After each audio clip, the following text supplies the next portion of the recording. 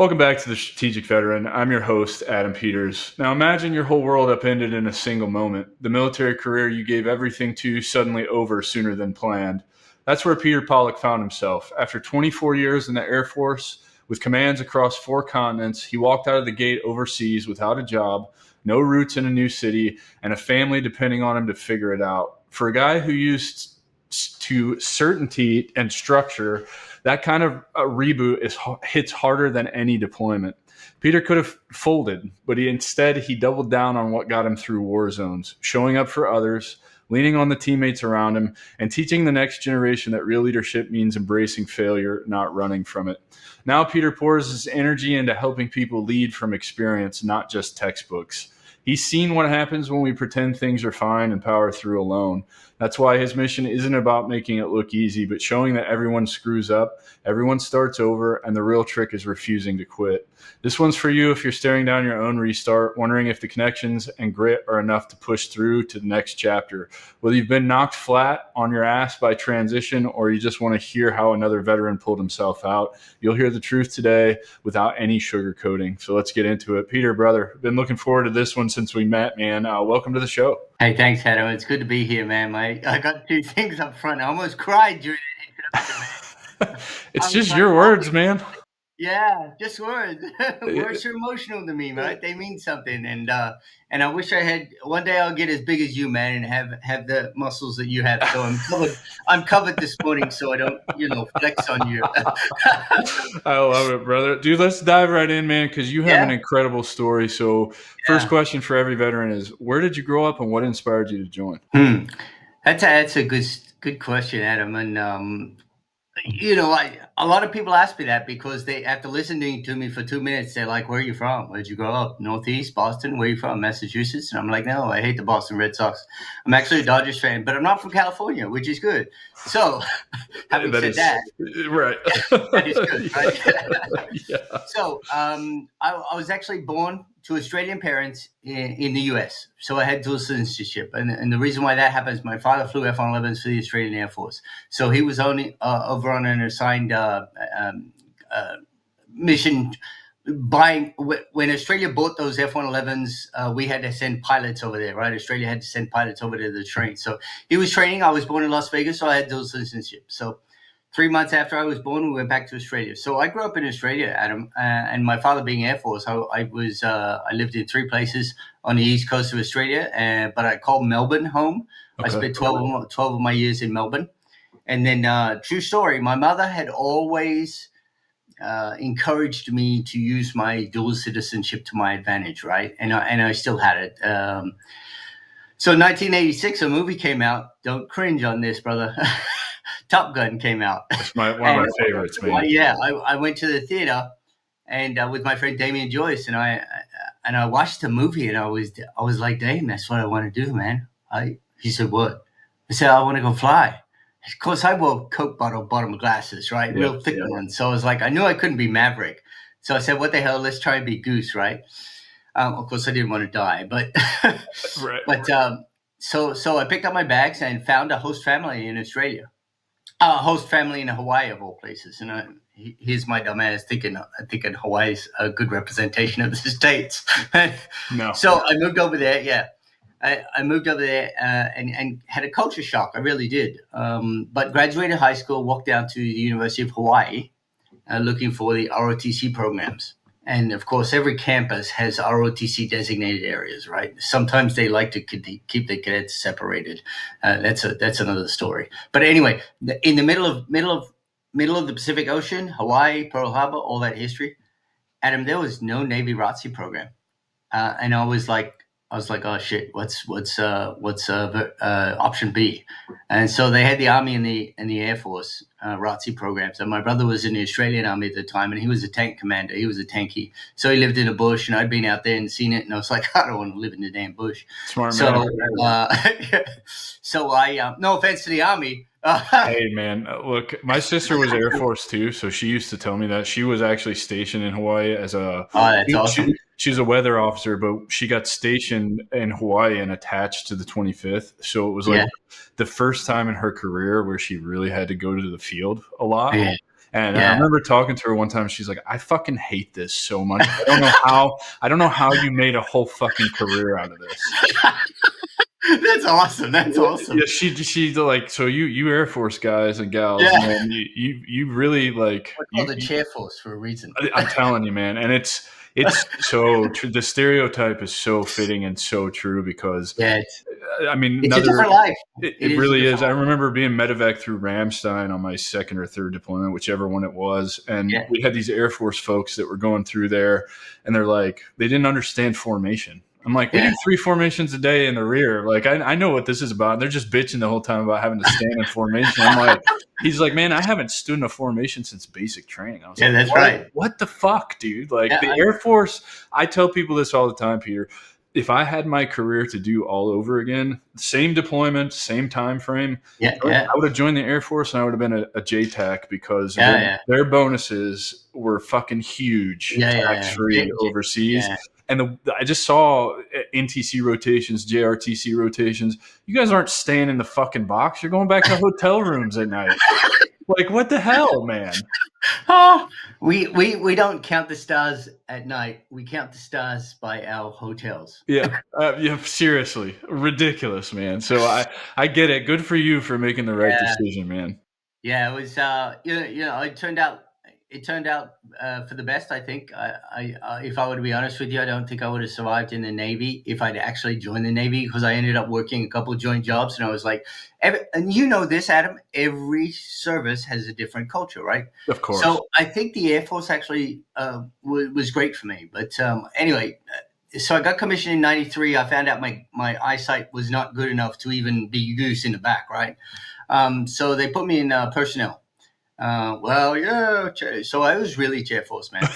And, although, and I'm sure we might touch on our deployments because I think we crossed paths in country at some point. Probably. But on both my deployments, I did not do personnel stuff.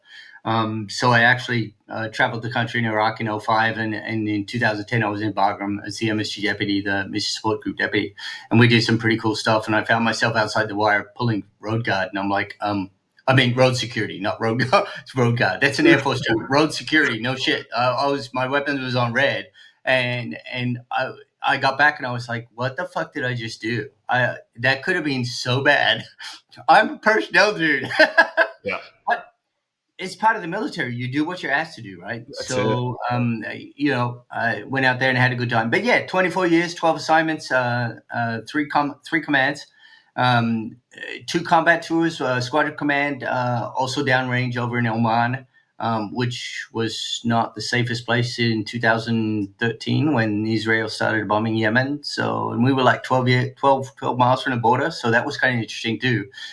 We locked our base down. Everyone was like, "Oh man, that's so cush, man." And I'm like, "Yeah, not at the time I was there." So no, that was good. So yeah, I retired in 2017 and then decided on San Antonio. But I'm sure we're going to talk about that, my friend. Yeah, man. Let's.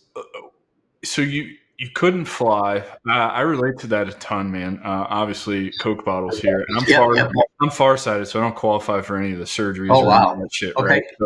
So I wanted to fly so bad too.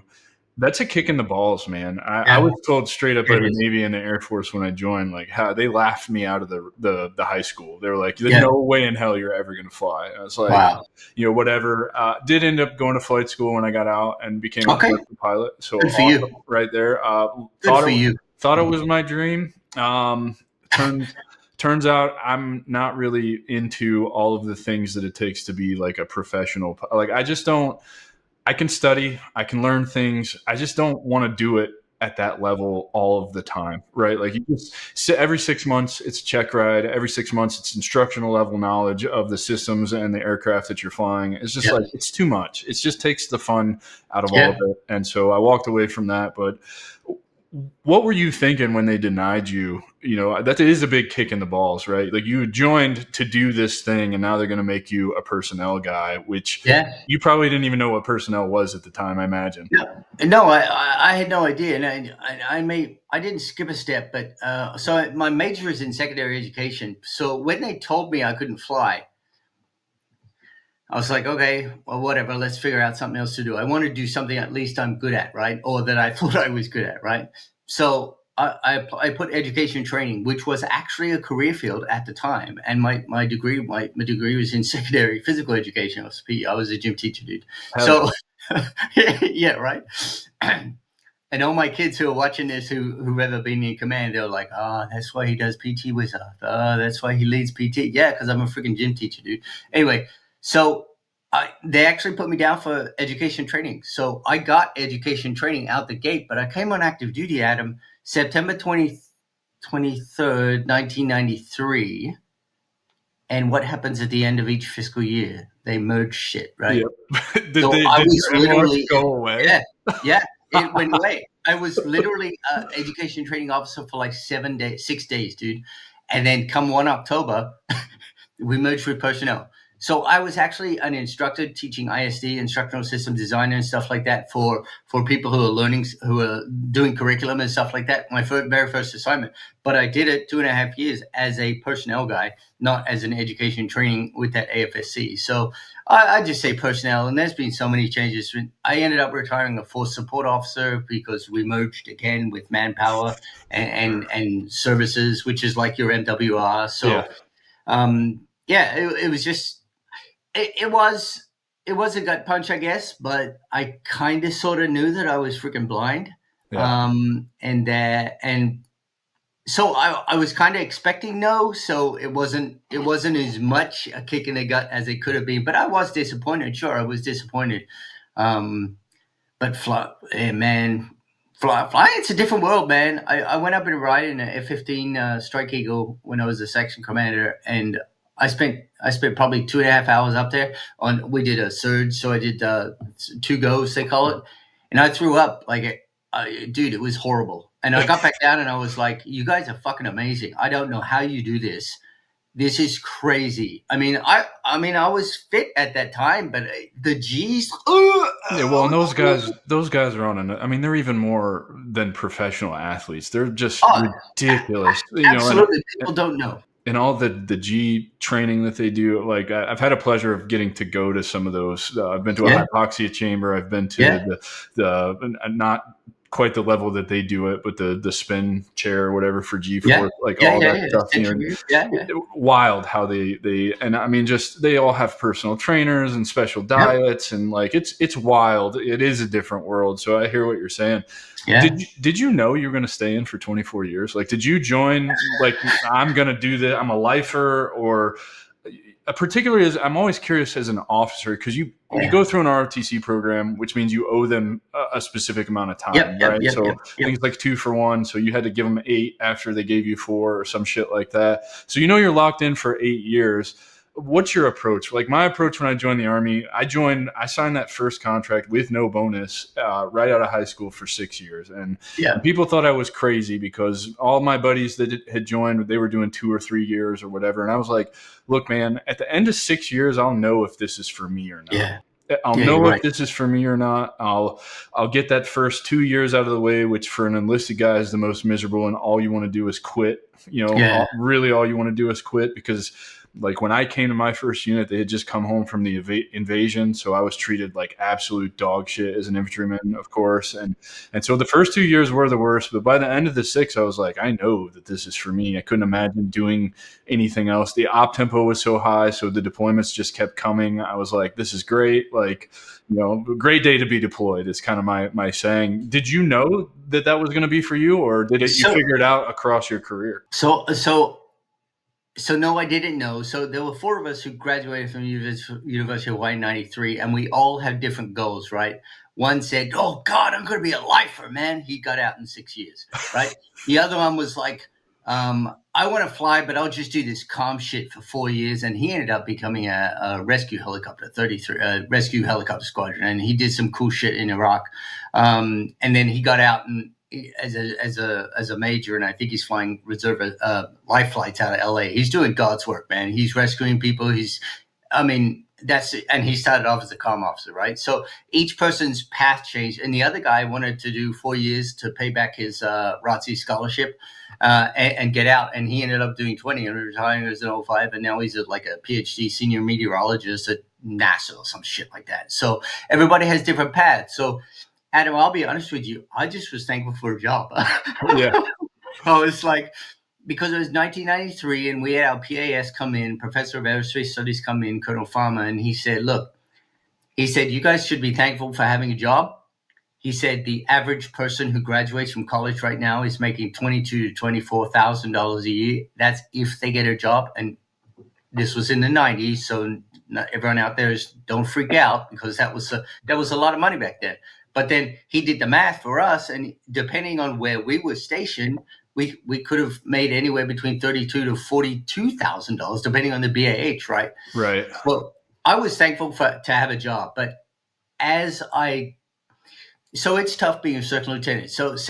So much like you, kind of some of the bullshit you go through as an infantryman and the team coming back, your squadron coming back from the desert, and they give you a lot of shit. Well, yeah, I was introduced to my first office, and it was a wall closet with a bucket and a mop in it, and there was a desk with a computer in it. I shit you not. And he said, "There's your office," and I'm like, really? Okay. So I sat there. He said, "I'm just fucking with you." So I mean, they kind of haze second lieutenants as much as they can, but no, I after one tour, I was like, I like this. I want to go see the world. So I took assignment to Korea after that to get out of Offutt, because they sent my ass to fucking Nebraska after Hawaii. Growing up in Australia and Hawaii, this guy needs to go to fucking Nebraska. So they sent me to Offutt. I bet you froze your dick off, didn't you? Oh yeah, I did. It was like, I woke up one morning and I had to go to work. There's no fucking snow days back in '93, right? That's bullshit, right? So Adam, I remember walking to to my garage. I lived in an apartment, so I had to walk down across the parking lot to a garage. Thank God my car was in a garage, because it started negative 63 wind chill. What the fuck? No. I didn't even know it could get that cold. What? Yeah. So I was in my big ass Arctic jacket with the fucking bear hoodie shit, and it was just, I was like, oh, I need to get the hell out of here. So yeah. I volunteered. The Dedalius was the system back then. So I went in. I told my boss, "Hey, sir, can I volunteer for Korea?" Absolutely. Yep. Yes. And like 2 weeks later, I had orders. I mean, but Korea, I can't imagine that was much better. It's cold as shit there too. It is, but it wasn't negative 63 wind chill. Fair. It was like negative 35. No, it wasn't that cold. So I had a blast in Korea, dude. I was the coach of the men's basketball team. I went all around the peninsula. I got to travel. And basically, I saw all of South Korea while I was there. It was Kunsan, so I actually loved it. And we had an Army Patriot battery there. So anyway, it was really cool. Yeah. Now, so did you do anything with Desert Storm in your career, or was that you commissioned in '93? So I guess that was after Desert Storm was over. I was in college during any Bosnia, Kosovo, any of that? No, nothing like that. My first deployment was actually a volunteer. I volunteered to Iraq. Okay. So I was stationed at the Pentagon in 2000. So I was at the Pentagon from 2002 to 2006. This is a true story. And I might get some street cred back from my Army brother over there when I tell this story. But they came down with my UDM, unit deployment manager, came down with a tasking for Germany.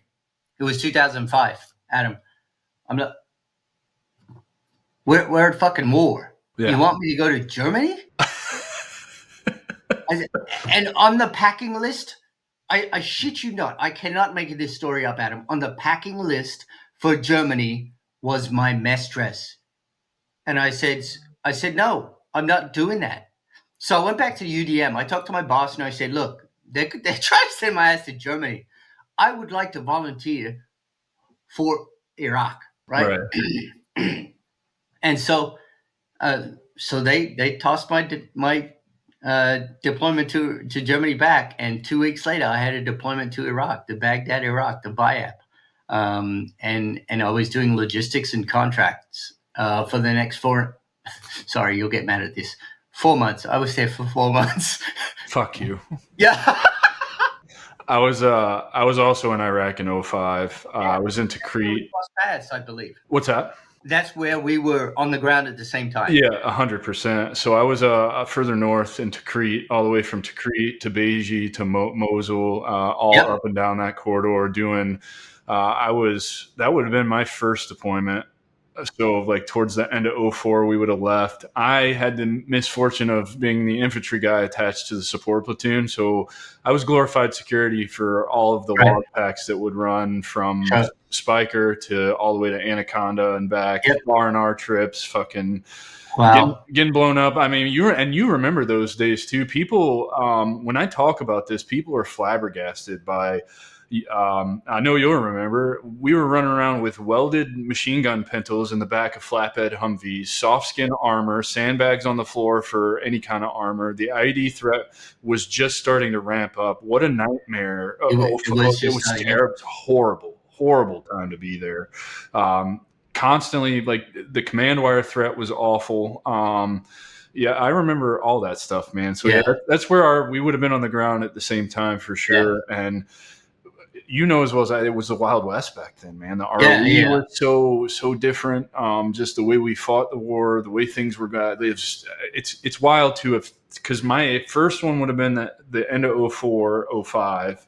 My last one was 2012. So I had all of that. And I, of course, did 12, 16, 12, 9. so sorry. Yeah. 50 fucking months of combat time, man. Yeah. So, Adam, it's interesting you say that, because my brother was in the Army, and he actually said before I went, try and get through this, he said, operations will change you. I didn't know what the fuck he meant. But now I know. There. Yeah. It's true, man. Yeah, I traveled all around the country. So I was up in Mosul. So we were taking helicopters. I worked for a Danish general who worked for Petraeus, if you remember Petraeus. I remember Petraeus, He was MNSTICI, which is Multinational Security Transitional Command Iraq. So we went around, and our responsibility was change life support contracts from American-owned life support contracts to Iraqi-owned life support contracts. So, dude, I got to travel. I probably took about 36 hops in helos, we got small fire every day, like indirect fire from the ground and people shooting at us and flares going out and stuff like that. And then I probably took about 8 or 10 convoys. I know that doesn't sound like a lot, but for an Air Force dude who's a personnel guy, that's a lot. Our convoy got hit on September 11th, 2005. And obviously because it was September 11th, but it was on Route Irish. So it was a Route Irish. Route.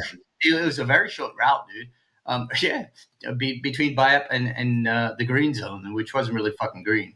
No, it was not green. I remember a few days. We actually had to go home with our weapons on red in our cars because there had been kidnappings within the green zone, and so our weapons were on red. We had one in the chamber, and I'll tell you a funny story, but it's not really a funny story. I rolled up to a checkpoint with my lights on, and the 18-year-old Marine, both of them, who were at the checkpoint, drew their weapons on me and came up walking to the car. And I'm like, and I was with an Australian next to you, John Haley. I'm like, John, what the fuck? He goes, turn your lights off, mate. I'm like, oh, fuck. So I turn my lights off, and they come up, and their weapons are drawn, dude. They're trained. Their barrels are pointing at me. And I'm just like, John's like, don't fucking move. And I'm like, I'm not. I'm not moving. I swear I shit my pants like 38 times in those 30 seconds, dude. I was like, what? And then he rolled up on me, saw who I was, and he looked at my ID and clicked. But I'm like, oh my God. Trust me, I never forgot to turn my lights off again after that. But let's fast forward, brother. Because I think you bring a ton of value to kind of the mission I'm trying to do here. So you're a full bird colonel, and you get out at 24 years. I know because we've talked before, you had your own personal struggle in the transition. So I did. I want to understand first why at 24 years and full bird did you get out and not continue to pursue a star? That's selfish for me because I'm curious and I want to know. I feel like 24 years, full bird colonel. Let's try and get a star. Let's see what that's about. Like, that's a hell of an accomplishment. Mm-hmm. Then also, I want you to tell the audience here what your transition actually looked like and what you went through, because I do think that flag officers or field grade officers really kind of have a leg up over enlisted guys getting out, just in the networks that you guys build, the places that you go and you get to work, the Pentagon, you make connections, the common misconception is that you guys are going to walk out of your Pentagon staff job and you're going to walk into this defense contract job, make fuck tons of money, and you don't really have to worry about things. I do think that there is a lot of truth to that. I do think that you guys do have that advantage. However, I don't think that works for all of you guys, and I don't think it's fair to blanket all of you guys under that same thing, or else you and I wouldn't be having this conversation. There's plenty of other full birds that won't come on this show because they didn't struggle and they don't understand what I'm after, and they're also the same fucking idiots that I'm trying to get the ear of, right? Like, get the words out of my mouth, man. So I want you to like, you don't need any guidance from me. Like, you have a story to tell, and I think you understand the mission here is like, man, I started this show because when I hit rock bottom, I felt so alone in what I was thinking, feeling, and going through. And I realized that's not true, man. Like, from the lowest private to the highest fucking general, we all go through this shit when we get out. And for various reasons or whatever, I want to hear your story. I want you to tell the folks what you went through and how they can relate to it and how you came out the other side of it, what you're doing now, all of that. Yep, absolutely. So why at 24 years? And I'll answer this with the other question you asked. Why didn't you stay and go for a general, for a star? So on the officer, we learn very early in our career, rightly or wrongly, whether you're on the track to possibly be a general, a flag officer. Mm-hmm. You find out probably about the 10, 12 year mark. Okay. If you are on that track. And if you're not on that track, and if you're so you learn very on between the 8 to 12 year mark whether you're on the track to be a general, and they call it HPO, a high performing officer. And I could go off on a tangent on high performing officers, whether it's a good thing or a bad thing. It's good for to identify, but they got to identify the right fucking person, not someone who just sucks the dick of the general that they work for. Yeah. So anyway, I'll shut up. My name's John Smith, by the way. No, we're here to tell the truth, brother. That's what we're here to do, and I've seen that firsthand as an enlisted dude, man. Like, it's painfully obvious to us. Like, I remember. I'm actually writing this in my book. I'm telling my own story. I've been asked to write a book by way too many people telling my transition story. Yep. And then in chapter 2, I talk about meeting General Odierno at one point on one of my deployments. God rest his soul. One of, in my opinion, the most down to earth 4 stars I ever met in my entire life. The guy blew off all of the field grade officers on the COP and actually made it a point to come and spend not minutes but hours with the pipe hitter guys like us, the line guys, the junior enlisted guys, the brand new NCOs, and he spent hours with us, talking to us, like, was genuine and wanting to know what the challenges we were facing were, what could be. So I know there's good ones out there and I know there's bad ones out there.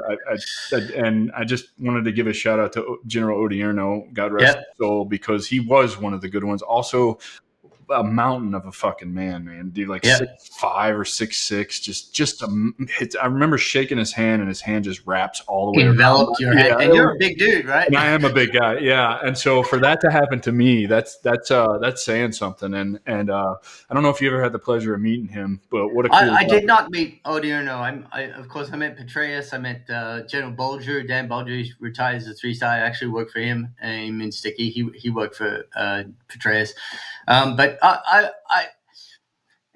I've worked for a ton of general officers, and most of them have been really good. Some of them I'm like, I have no idea like what how you're doing in the position you're in. But I mean, most of the ones that I meet and talk to and keep in contact with today are legit people. Yeah, and that's because they did what Odierno did. They care. That's all you have to do. care about the people who you lead. Sorry, we're going on a leadership tangent now, but care about the people that you lead, not yourself. The next promotion, you should not be seeking the next promotion. You should be taking care of your people, and the rest will take care. Anyway, I digress. Why at 24 years? So I wasn't on the general track. So I was at my terminal grade, right? And let's just say I hit a bump in the road and people are going to search me now. What did Peter Pollock do? Well, you're not going to fucking find it out there on the internet, but let's just say I hit a bump in the road and I had the option. So I decided to get out, right? I didn't want to remain at that terminal grade and have something linger over me for the rest of my time in, right? So I just said, let's cut bait, fresh start. Well, and I mean, let's be honest. Full bird colonel at 24 years is not a bad retirement. Oh no, it's it's really not. Okay. Yeah, I'm doing okay. yeah. So, well, my family's doing okay too. So, and anyway, so I put my retirement papers in, and I did not take any terminal leave. So, a couple things about my transition. My hand was kind of forced, but I had to retire from overseas, Adam. So I was actually in Okinawa. I was stationed at Kadena. Excuse me. God. I retired from Kadena. And decided to come back to the States because my wife's from Okinawa, right? So she's actually over there right now. Hi, Akko, I love you. I guarantee she's not watching. She's probably sleeping right now. Anyway, she's from Okinawa, and I had been. We had always talked about me retiring and staying in Okinawa, right? Getting a job and doing what you said, just retiring one day and then coming back as a GS. Well, Trump's first term put a stop to that, right? Because he stopped and put a 180-day moratorium, correctly so. Okay, I'm glad he did that because, like you said, people were doing that. They were just getting out, coming back in a civilian suit on the Monday as a GS 13, 14, 15, still making more money. And then they got a retirement on top of that. And then he put a 180-day moratorium on it, which is great. Contracting is another story. It's funny because I started out as a contractor, but don't get mad at me. I'll tell you my story on that too, because I wasn't making an uber amount of money. But I wanted to work at USAA. So I knew a couple of people who worked at USAA, and one of them was Jeff Cooey, and I talked to Jeff Cooey a lot, and I applied for a couple of jobs, and I got a couple of hits, and I never got through the second round of interviews, right? And I think it was because some of the interviews were at 3 o'clock in the morning for me, so I didn't know what the hell I was saying, even though I tried to adjust. So I sat down with my wife, and we decided to go back to the States, and I put down three cities. I said Tampa, San Antonio, and Phoenix, and I looked at education, cost of living, and crime in those 3 cities. And San Antonio came out on top. It wasn't a clear number one, but it was higher than the other 2 if you average those 3. So we decided San Antonio. So we hopped on a plane like July 22nd or something. I arrived here like July. It was the same bloody day because you lose a day when you come east. So I arrived here July 22nd, and my effective retirement was August 1st. So I was in a hotel, dude. So I was really like, what the fuck am I going to do? I got to take care of my family. My kids were 2017. So my kids were 16, and Emily was 11 at that time, or just about to turn 11. And I didn't know what I was going to do. And I reached out to, and this is part of how I'm going to help veterans transition, is you need to use contacts, right? Mm-hmm. So I had texted or Facebook messaged some of my friends, and I was like, hey, I'm back in town. Hope all is well. Hoping to catch up soon. I wasn't asking for a job. And then one young lady who I was an instructor with at ROTC at the University of Colorado from 99 to 02, Julie Nolan wrote back to me, and she said, hey, so I'm in the personnel. She was a fellow personnel. I'm on a personnel Facebook group, and there's this company looking for contractors to work border correction and military records. And I don't know if you know what border correction and military records is. Basically, if something's wrong in your record and you get out, you can actually go back and contest and say, hey, something's wrong in my record. Mm-hmm. So basically, it's literally a correction to your military record. So So it was a freaking Facebook message, Adam, that I got that said, "Hey, here's the point of contact. They're looking for people. It's a personnel job. You'd be perfect for it." Dude, it was making 60 a year. So I did that contract thing. I said, yeah. So what we most like, what veterans usually do is take the first thing that's offered to them. Yep. And I don't necessarily think that's a bad strategy. I, I don't think it's a bad strategy, and I'll tell you why. Because it establishes cash flow, right? So it starts your clock, if you want, in the corporate world, Mhm. and you get used to being a contractor or being a GS or whatever, or working in the corporate world in USA. It took me 6 months to get to USAA. And 29 applications, by the way. Yes, retired 06, 29 applications. I was told no 28 times, right? So what I had to do was basically look. Oh, I made another connection with a guy who was from USA, and he put me in contact with another contract company who actually had contractors that worked in USAA. So I actually reached out to her and I said, "Hey, do you have any positions available?" So I went from a contract position to a contract position in USAA. So I went from my home to screen doing 20 files a day on the BCMR for 6 months to a contract executive recruiter in USAA. And that lasted about 4 months. And because I was in there and people knew me, I applied for a job. And the only job I applied while I was there, I got it. I actually got 2 offers on the same day, which is really funny. So transitioning is really about connections, using your connections. And I'm not a huge proponent, but I'm not necessarily against, because there's a lot of people that say, "Oh, don't take the first thing you're worth more than that." No, probably not. I'm one of those people that say that. Don't take the first job. I think, what, to your point, I believe a lot what you believe. I think it's okay that you take the first job. I think that you need to really sit with that first, Yep. though, and understand, okay, is this my forever thing? Is this something that I can picture myself doing long term? Or is this, like what you're saying, is this something that I'm going to use as a stepping stone to cut my teeth in corporate America to find Yes. out what I actually like? I Yep. think really what I'm trying to drive home with taking the first job that comes your way, I talk to so many vets who, like you, did the same thing for 24 years, right?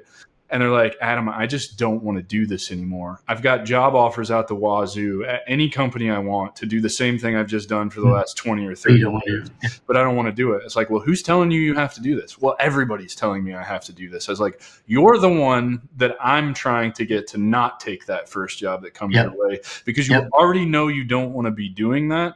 You're just going to be fucking miserable if you go Yep. and do that. And Yep. I don't, and I'm just as guilty of this. I'm not above anybody when I say this. However, to me now, it's just asinine that I ever even thought like this. Like, don't take that first fucking job that comes your way. Like, it's okay to ignore everybody and what their Yep. idea for you is, and figure out what the fuck you want to do for yourself. Yeah. Adam, I agree with you 100%. I'm not going to disagree with you at all. I am going to also add that if you have no idea what you want to do or where you want to do it, there may be a good thing to take that first job I totally agree. Explore, figure to out what you like, explore. what resonates with you. There you Look, go. I tried a bunch of different things before I Yep. landed here. I managed, I worked in retail. I managed a gun store. I sold insurance. I mowed sod. You're a pilot.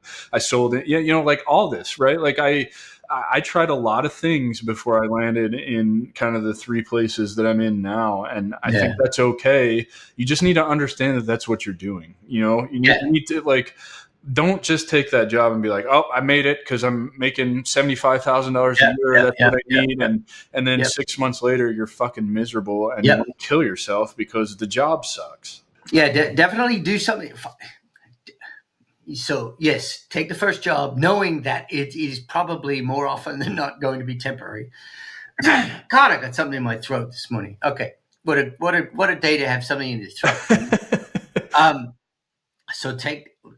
So I'm a proponent of take the first job, figure it out, get used to it, because it's a different world. The contract world's different from the corporate world, which is different from the military. So you need to understand that there are differences, right?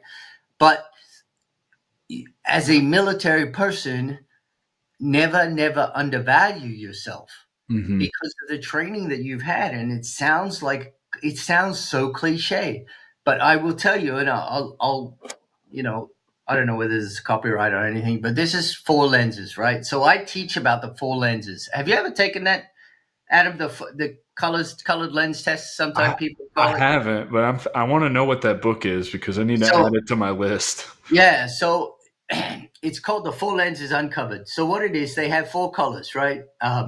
Gold, orange, blue, and green, right? And everybody has a primary color and a secondary color in their personality.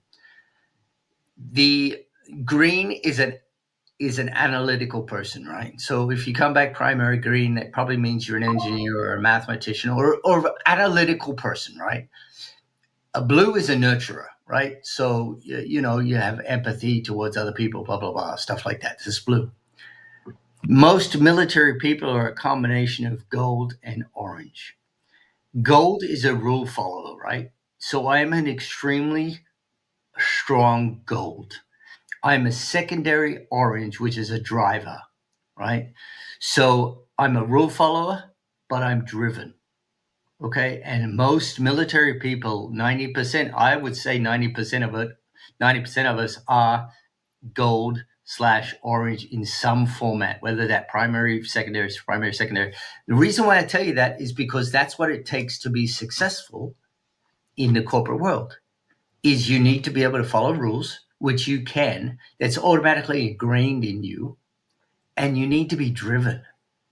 If you can manage to find a job where those things mesh with the golden yellow, golden orange, then you're doing something right. You're on the road to success. So, um, yeah, transition can be tough, but veterans are the most qualified people to transition because they're so qualified.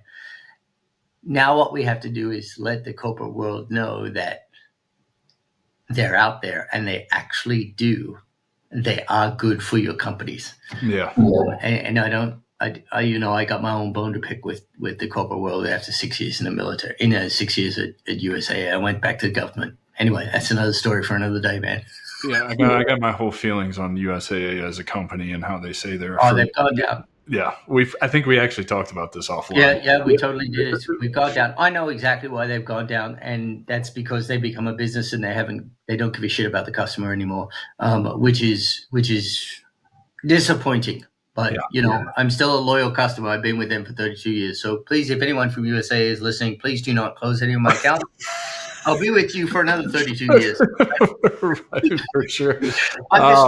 There's a big loyalty factor in it. So what are you doing now, Peter? What is your work? What fills your cup up? How are you moving through this world now that you've successfully, figured out the transition piece? So it's interesting. So every colonel that retires, in fact, every E9 sergeant major that retires, they want to put their shingle up and go, I am a leadership consultant now. Yeah. I didn't think about doing that at all. How I got into teaching leadership, and that's what I do now, is I teach leadership. So how I got into it is when I took that last command at Kadena in 2015. I was by name requested into a position by a lady I used to work for. And about 30 days into the command, I gave them all a survey, the climate survey. I don't know what the hell they call it now, but maybe they still call it a climate survey. I don't know. But I gave them the survey and it came back. The first line of leadership was terrible. And we're talking 24, 25, 26-year-old kids, right? Trying to be leaders. Having the shop for the first time, being a shop chief for the first time, running a gym for the first time, right? And they had problems with leadership.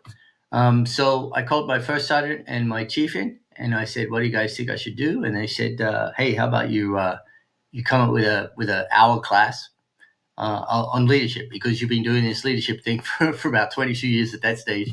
And they said, you seem to be successful, so pass on some of the nuggets. So I'm like, okay. So I never thought about this before, Adam. I put it down on paper. It was a 45-minute class. I had 45 people attend the first class because we had in the FSS we had 45 different entities that we ran, and word got out, and I ended up teaching it to a lot of people on the base through the Professional Military Education Center. And I didn't think anything of it. And then when I got into the corporate world of USAA, a guy came up to me and he said, I know what you used to do on active duty. And I'm like, oh, that's good. And fucking got eyes everywhere. And he goes, I want you to bring that leadership acumen class that you taught to USAA. So I ended up teaching it for the next 5.5 years at USAA. Once a month, sometimes more, totally pro bono. Did it on my spare time. I had great bosses. Shout out to Laura Infante and Allison Williams who let me do that. And I probably put it was about 3,100 people I put through the class in 5.5 years. And they loved the class. Problem is, 95% of the people that attended were not leaders. Were not in leadership positions. Let me clarify that. They were not in leadership positions. They were just general workers, right? In the corporate world, if you're a leader, or if you have the title that makes you a leader, you automatically think you're a leader and you don't need any more training. You're good, I got it. Yeah, we both know that's fucking a load of shit. In fact, those are the people who actually need it the most. Amen. And that's what I'm trying to do, is I'm trying to take my military background in leadership and seeing what I've seen in the corporate world. I'm trying to actually teach these corporate dudes that once you get a title and once you get an office, doesn't make you a fucking leader, dude. You have to do what Odiono did. You have to get out and talk to your people. You can't sit in your damn office, close your door, and pretend, I'm super busy now.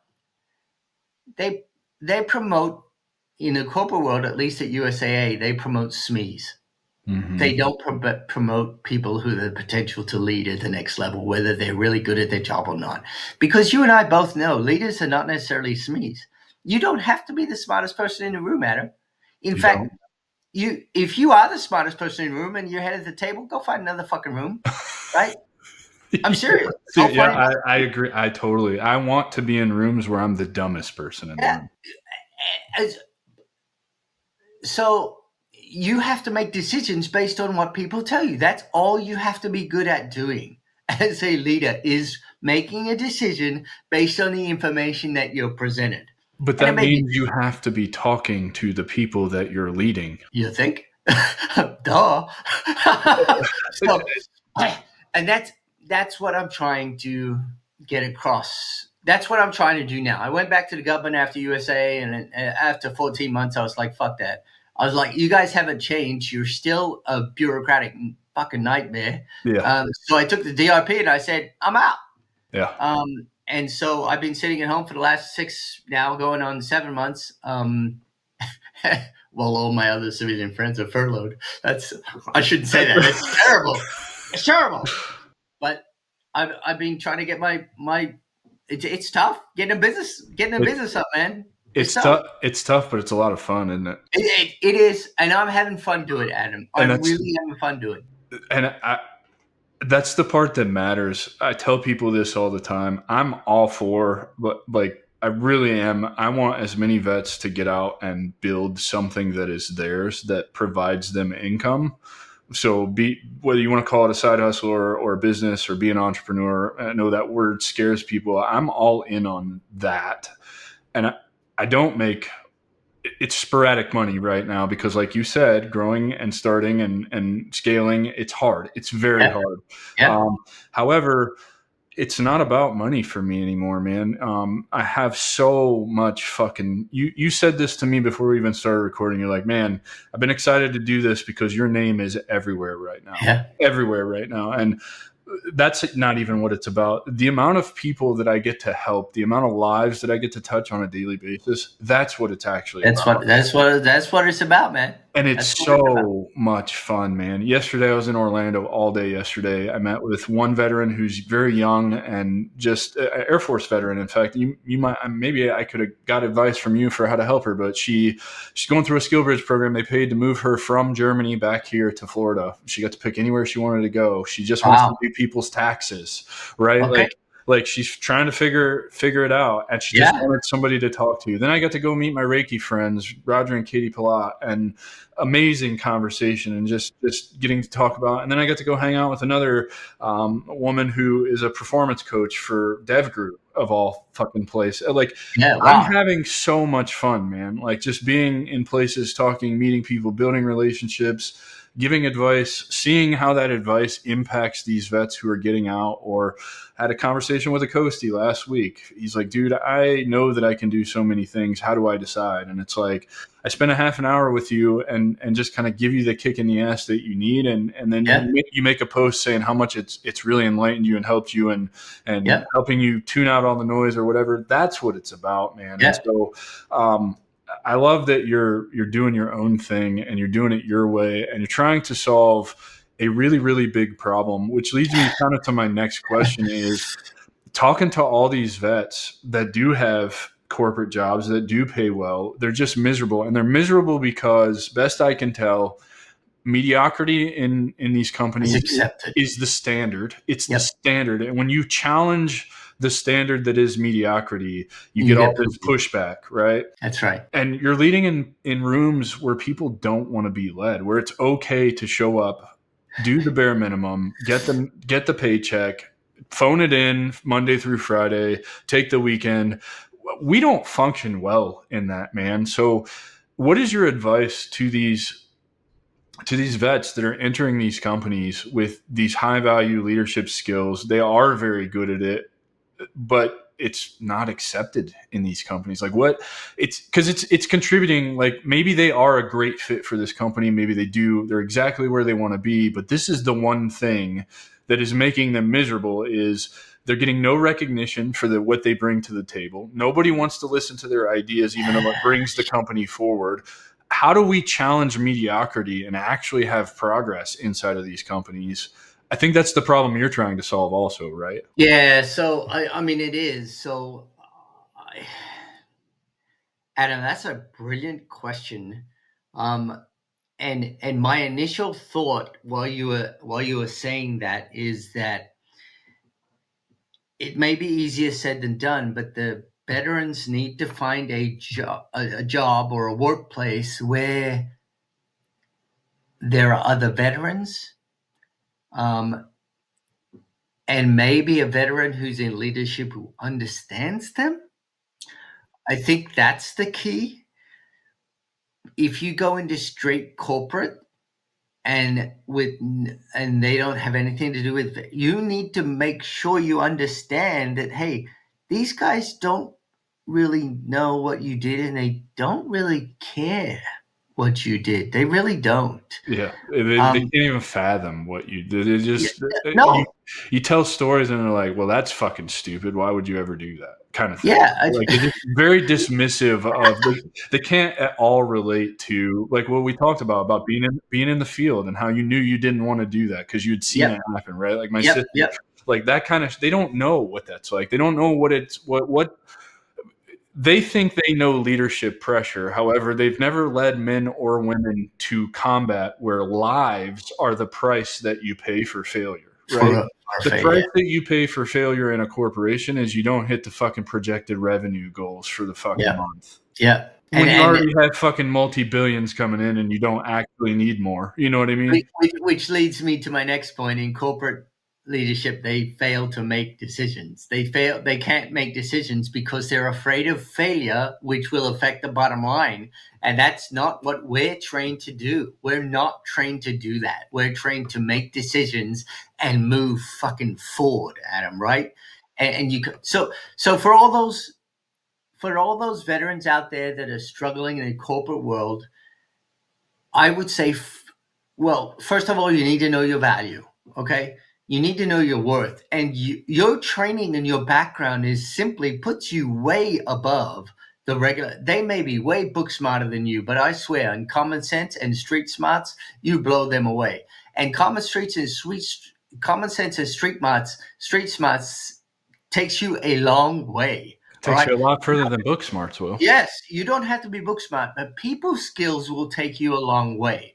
So if you're not happy where you are and it's a straight corporate environment, maybe you need to be looking, first of all, doing what you and I are doing. Not that I don't want to saturate the market more, but do something, make yourself different. I mean, there are hundreds of thousands of idiots like me that think they can teach leadership, right? We have to find, I put myself in that bunch, right? Because I think I can do it because of my own experiences. There are tons of me out there that can do that too. Do I think I'm unique? Yes. Can I prove it? Yes. Because I've lived in 8 different countries in the world. I'm globally savvy on all kinds of different things. I'm not the smartest person in the room, but I'm okay with also making decisions. Well, I I'm think also there's something else that goes into this too, Peter, is it's not saturated because you can't help everybody, neither can all those other leadership coaches. The people that are meant to find you, that are meant to hear your particular brand of leadership, are the yeah, people that will find you. And yeah, that's the whole fucking point, right? Like yeah, I could be a leadership coach too, because guess what? The way that I would teach leadership as a retired E6, not yeah. a fucking O6, right? Would probably be more effective than mine. No, but and that's my point. Like I bring something to the table that and a perspective that you don't have, whereas you have a perspective and something that I don't have, but that doesn't resonate with the people who would come to me for leadership, right? Like Yep, your brand may not resonate with the yep, people that are meant for me, and the people that are meant for you wouldn't resonate for. And that's the way this shit fucking works. It's just yeah, like yeah, yep, it's no yep. different than the brand that I've built here with this platform, right? Like Mm, my particular flavor of how you should deal with transition does not resonate with every veteran that's yeah, ever going sure, to get out, and that's fine. absolutely. I Yep, understand that. I am not for everybody, but the people that I am for, they are finding me and they are helping me grow and they are yep, filling my cup up and allowing me to help them. yep, And that's all I can focus on. I don't yep, give a fuck. There's 10 other people I could name right now that are trying to do yep. the same thing I'm doing in the transition space. Hmm. I'm Hmm. not threatened by them at all because they don't have the thing that I have, which is me. Yeah. So it's, it's this is a great segue. I have a question for you. I know you're interviewing me, No, but let's do it. Yeah.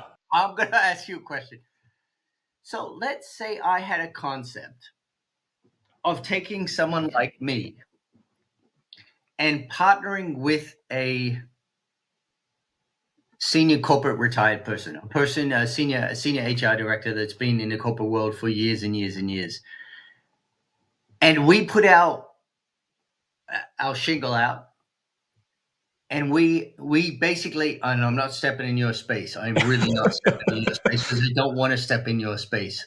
I want to teach leadership, but I want to teach leadership to veterans who are transitioning also. And my corporate sidekick over here, oh, by the way, can translate the shit that I'm saying into corporate speak. What do you think about that? I think it's absolutely necessary. I think it's something that we're doing in the plant medicine space with the retreat I've partnered with. We've talked about, do we want all veterans cohorts, veterans first responders and their families, or do we want these mixed cohorts? And we decided on mixed cohorts between Yeah, veterans and civilians because I think we can bridge this gap of this breakdown in communication, right? Like we don't understand, and I speak, and maybe even for you, I don't know, but I joined at 17. I was medically retired at 30 years old. For that 13 years, my whole identity was infantry, army, global war on terror. Like that's it. That's all I knew. That's all I was moving forward to. So I don't speak this language that these civilians have out here, yeah, right? Like yeah. it's taken me It's different. a decade now to learn how to speak and engage and understand their perspective. And they don't have a fucking clue what I went through for 13 fucking years. They don't have a clue what it's like to only have the longest dwell time I had was 11 months. 11 fucking months in 13 years was the longest dwell time Wow, I ever had. Right? wow. So they don't understand what that's actually like. What is a 13-year life of that high of an op tempo look like? No wonder I have issues, right? Yeah, Like yeah, so yeah. so I think what you're talking about is absolutely necessary. And I don't know how much of this I'm actually supposed to talk about, but Fuck it, let's do it. yeah, there's 4 of us that this is developing as we speak. This week, this started to come together. That are talking about your idea right now, that want to come together and bridge this gap between civilians and military, and learn how to speak each other's language and learn how to communicate better, so that we can make the entire landscape for corporate America better, for our veterans, but also for the corporations themselves. Like, you are shitting on an asset that could, and I know that you're worried about the bottom line, profit margins, numbers, shareholder, fiduciary responsibilities, all of that stuff plays into this. But if you learn how to leverage the assets that are veterans into your company, all of that ROI goes up for all of those things that you care about. Tenfold. So I think it's a great idea, man. I think we need to do more of that. Yeah. So I think I've told you I'm working with the marketing team, and so here's a lesson in leadership that I'm gonna give everybody on the call right now, everybody who's listening, and I'm gonna be flat out. I'm working with the marketing team in India right now, and they're a great bunch of kids, really good with computers, and that's how I ran into you, dude. That's how I connected with you, is because through their outreach, right? Right. And I've probably had 60 plus calls in the last 3.5 months, right? Loved them. Some of the people they connect me with, I look at them on LinkedIn, because I don't do the connection, right? I just show up for the freaking meeting that made. But I do a quick connection check on LinkedIn, look at their profile. I'm like, why the fuck am I talking to this guy? Or this girl. I have nothing in common with this person, right? Nothing. But I will tell you, as a leader, the most important thing that you will ever do is make a connection. I couldn't agree with you more. You what? I couldn't agree with you more. If you make a connection with the person on the other end of the phone, I guarantee you can get stuff done. And I probably 5 or 6 of them have been like, I'm having follow-ups with these people. Yeah. And I guarantee every one of those people have been one that I'm like, why the fuck am I talking to this guy? Yep. I'm the same way, man. There are days where I look at things on my calendar. I'm like, why am I talking to this person? And eventually I made the decision, whatever's on my calendar, I always go in with the attitude, no matter how high or low energy the conversation is, how much or how little I think we have in common. The person that's sitting across from me, no matter who it is, always has something for me to learn. Always has something for me to learn. And I've experienced it the same way that you have. I've like, why the fuck am I talking to this person? And then I'm doing 3 or 4 follow-ups with this person. This person becomes a mentor to me, or we collaborate, or we speak once a week on a regular basis, because we vibe that much, and we give and receive to you. I couldn't agree with you more, man. Connection is so fucking important. You know, the funny thing about that is, Adam, I'm like, there's been 5 or 6. I'm like, yeah, this guy's the right person to talk to, and ain't done shit on that phone call. The guy's a stick in the mud. He's useless to talk to. I'm like, I've ended some phone calls after like 10 minutes. I'm like, this is not going anywhere, and I don't want to talk to you anymore. Bye. We've all been there, brother. And I think that's the best part about doing this for ourselves, is we can do that. Like, if I don't want to be in a half-hour phone call with you because there's zero connection happening here, 10 minutes in, like, hey man, I'm exiting this conversation. This is a waste of my time. Bye. Peter, I really grateful. Wrap it up. We're over time already, brother. I knew that was going to happen, man. I'm so grateful your team reached out to me and we got to connect, and I'm so grateful you're here today, man. This is one of the best conversations I've had in quite a while. Please tell everybody how they can find all the stuff that you're doing. If they're interested in your leadership coaching, how they can find all of that. Please just point everybody in your direction, man. Yeah, absolutely. So first of all, my email is Peter. Starbucks always spells that name wrong, so it's fucking on the screen. It's Peter, not Pita or anything like that. It's Peter at And my company is Gladius Consulting, but the email is gladiusconsultingtx.com. So Peter at gladiusconsultingtx.com. My website out there is gladiusconsultingtx.com also. You can check me out on LinkedIn, Peter Pollock 1. You'll see my ugly mug when you bring it up. What else is out there? Do I need to? I won't give my phone number out. If you want my phone number out, send me an email. I'll give you my phone number. there you go. Yeah. Send my email when I respond to you, right? I would love to connect with anybody out there who just wants to talk story like Adam and I have done for the past hour and a bit. I'm interested in coaching, leadership, talking to you. I'll give you one quick 30-second blurb, Adam. So I teach a leadership and command course in mid-level officers, PME, professional military education, for all those people who don't understand. And I get this occasionally, but my last class, I had someone write to me and said, "Sir, I need a mentorship moment." And I do this for my students out of love, because I love these people. She came up with a situation that she's in now on the air staff at the Pentagon, and I talked her through it. And I've been there. Chances are that your problem, I've seen your problem, and I talked her through it. And she was almost in tears at the end, because she says, "Oh my God, I really needed this. This was the best conversation I've ever had. Thank you for your mentorship." And it excites me to do that, Adam. I love doing that. I love sharing what because I've failed and gone on to succeed. I know what it takes, right?